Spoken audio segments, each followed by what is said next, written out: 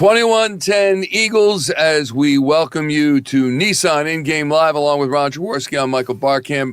Jaws, I don't know what more you can ask for. They got a 2-score lead. They've scored 21 points. They had the help of the refs. I'm not going to say they didn't.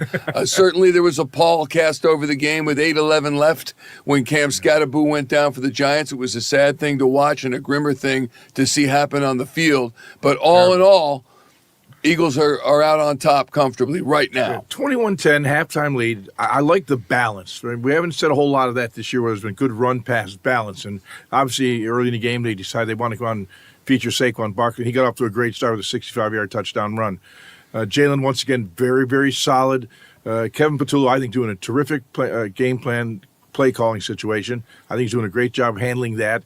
We saw it more come into play last week where Patullo was taking his shots down the field, took his shots down the field again, and we haven't been mentioning A.J. Brown because Smitty's jumped up and doing a great job. He sure has. When you talk about Saquon Barkley, one of the things I like is that even though he's got 107 yards rushing, if you take out that 60, Ricky Batalica says you can't take it out. If you take out the 60, but if you do, he's still averaging 4.6 yards per carry, which is what I like to see. Well, he's keeping him on schedule. You know, when there was none of these, we've been in too many known situations like third and long, second and long, where the defense gets the tee off on you. We're staying on schedule. 2nd and 4 to 6, 3rd and 1 to 2, and allowing us to use the tush push, which we did get a good call on the potential fumble of Jalen Hurts. I think it was a fumble, but I think wasn't called a fumble, so it wasn't a fumble. But I think staying on schedule is so important because that opens up the running game, the passing game, and the play-action pass game is where you usually get big plays. Obviously, they're down at the center position with Cam Jurgens out, and they've got Brett Toth in there. They had been running Barkley in the middle, and he was getting stuffed up. They go outside, he's getting yards. Why? I mean, it seems obvious. What, they're going to continue to do that? Well, the team's he's getting junk yards. It is a game of adjustments. I mean, that's what, right now, the New York Giants sitting in their locker room going, here's what we got to do. Here's what they're trying to do. The Eagles doing the same thing to the Giants defense. Everyone's adjusting to the second half, and then you see what they did. But I just think they stayed convicted to the run. They knew Saquon was hot. We knew the Giants' defense was vulnerable to the run. They were, I think, ranked 30th coming in the game in run defense, or way down at the bottom of run defense. So I thought it'd be a game where we would get opportunities in the play-action passing game because those linebackers start cheating up, safety starts cheating up. Also, you get the big explosive over the top. And I think the big shots are coming in the second half. But right now, I think the offense has been steady.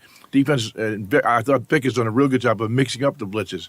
Guys like Jackson Dart, he can move, so you got to be real careful. If he breaks the pocket, he could give up a big play. His movement can negate some blitzes as well. Yeah, they sacked him a couple of times. Jalen Carter playing in this game. He did not play 17 days ago against the Giants. How much difference has he made? And they've kept him down. Really, they've kept that Giants offense down, and that's before Skattebo went out. Yeah, it's not a dynamic offense. They can't play a shootout kind of game like this. The Eagles putting 21 points on them in the first half, and probably could have been more in 21-10 halftime score, but they can't play this kind of game. The Giants can't. They're not explosive enough to make those kinds of plays. Malik Neighbors, their number one receiver, is out for the year, so that hurts them. So although they get Shepard back, and he's giving them a little shot in the arm. But they can't get into a high-scoring game. They got to play defense right now. Their defense is not holding up against our offense. I think we'll handle them the second half the same way we did the first half. Jalen Hurts, 9 of 12, 82 yards, sacked twice. He's got 2 touchdowns. Remember, I picked him for 4 total touchdowns. Halfway there, Michael. Halfway there, baby. But what's your grade on the quarterback in halftime? Well, it's not perfect like it was last week, but it's pretty damn good.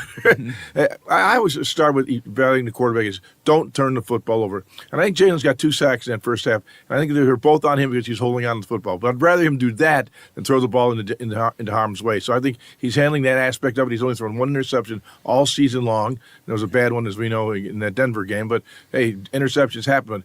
I think he's taking what the defense is giving him right now, and it's been very, very effective, keeping the offense on schedule. Second half, Giants get the ball. Eagles will pressure. Obviously, when the Eagles get the ball back, what do you expect to see? I'd like to keep this a 2-score game for us, so I think it's important that our defense comes out and shows up the first drive of the second half.